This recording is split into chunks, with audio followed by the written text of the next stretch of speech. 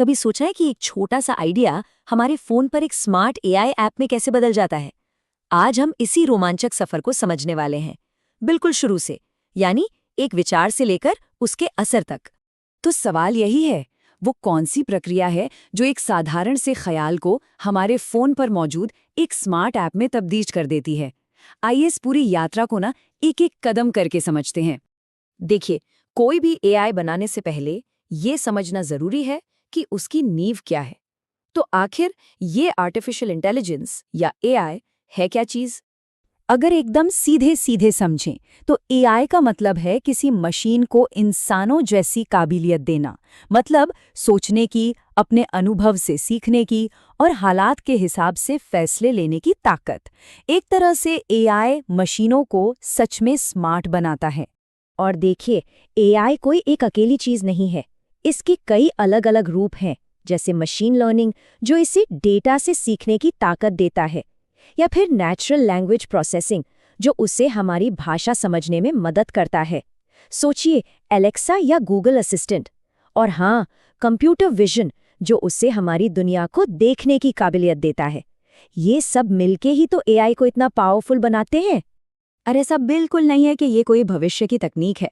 अरे एआई तो हमारे चारों ओर है। जब नेटफ्लिक्स कोई शो सजेस्ट करता है, या ऊबर कैब का किराया बताता है, या जब हमारा बैंक किसी फ्रॉड वाले लेन देन को पकड़कर रोक देता है, ये सब एआई ही तो कर रहा है। तो अब जब हम ये जान गए हैं कि एआई क्या है, तो चलिए देखते हैं कि इसे बनाया कैसे जाता है। अब हम समझेंगे एआई प्रोजेक्ट की पूरी यात्रा, मतलब उसका पूरा ब्लूप्रिंट। इसे कहते हैं एआई प्रोजेक्ट साइकिल। ये एक तरह का रोड मैप है जो एक आइडिया को असल दुनिया के सॉल्यूशन तक ले जाता है। इसमें अंदाजे से काम नहीं होता, बल्कि एक सिस्टमैटिक तरीका होता है किसी भी प्रॉब्लम को सुलझाने का। इस साइकिल में 6 मेन स्टेप्स होते हैं। सबसे पहले प्रॉब्लम को अच्छे से समझना, फिर उस प्रॉब्लम से जुड़ा डेटा इकट्ठा करना। इसके बाद आता है डेटा को समझना, उसमें पैटर्न खोजना। फिर होती है मॉडलिंग। यहीं पर असली रेसिपी यानी एआई मॉडल बनता है जो डेटा के आधार पर फैसले लेना सीखता है। इसके बाद हम उस मॉडल को परखते हैं, मतलब उसका मूल्यांकन करते हैं कि वो सही नतीजे दे रहा है या नहीं। और आखिर में डिप्लॉयमेंट, जहां उस सॉल्यूशन को असल दुनिया में इस्तेमाल के लिए लॉन्च कर दिया जाता है। चलिए, अब इस साइकिल के एक बहुत ही जरूरी हिस्से पर थोड़ा और गौर करते हैं, डेटा एक्सप्लोरेशन, क्योंकि यहीं पर डेटा अपनी कहानी कहना शुरू करता है। और ये कहावत यहाँ पर बिल्कुल 100% सटीक बैठती है। अगर एआई मॉडल को सिखाने के लिए जो डेटा इस्तेमाल हो रहा है वो ही खराब क्वालिटी का है, तो नतीजे भी भरोसेमंद नहीं होंगे। इसलिए डेटा की क्वालिटी सबसे ऊपर है। ये आंकड़ा सच में चौंकाने वाला है। सोचिए जरा, किसी भी एआई प्रोजेक्ट का लगभग 70% टाइम सिर्फ डेटा को समझने, उसे साफ सुथरा करने और तैयार करने में ही निकल जाता है। अब सवाल यह है कि ऐसा क्यों? क्योंकि ज्यादातर डेटा जो मिलता है ना, वो बिखरा हुआ होता है, अधूरा होता है, या उसमें ढेरों गड़बड़ियां होती हैं। तो उसे साफ करना एक तरह से एक मजबूत नींव बनाने जैसा है, जिसके ऊपर ही तो एक अच्छी इमारत खड़ी हो सकती है।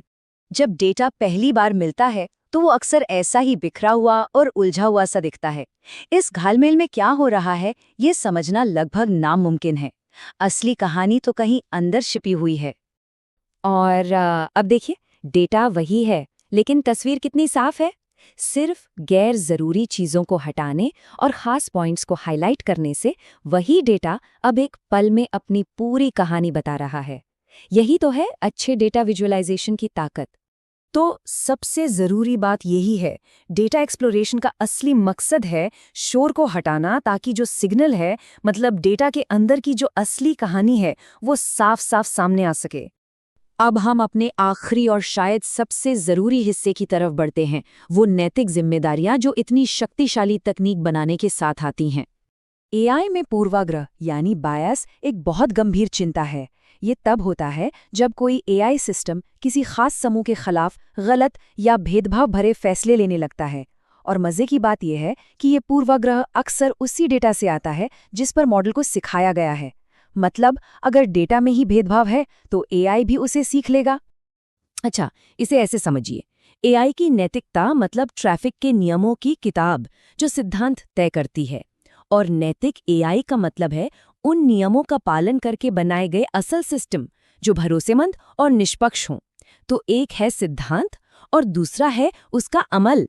तो एक अच्छा, एक नैतिक एआई इन्हीं पिलर्स पर खड़ा होता है। सबसे पहले जवाबदेही, मतलब अगर कोई गलती हो तो जिम्मेदार कौन है। फिर आता है पूर्वाग्रह में कमी, जिसे हम नॉन मैलिफिसेंस भी कहते हैं। इसका सीधा सा मतलब है कि एआई किसी को नुकसान न पहुंचाए। फिर है पारदर्शिता, यानी हमें ये पता होना चाहिए कि एआई कोई फैसला ले रहा है तो कैसे ले रहा है। और आखिर में प्राइवेसी और सुरक्षा, जो कि बहुत जरूरी है।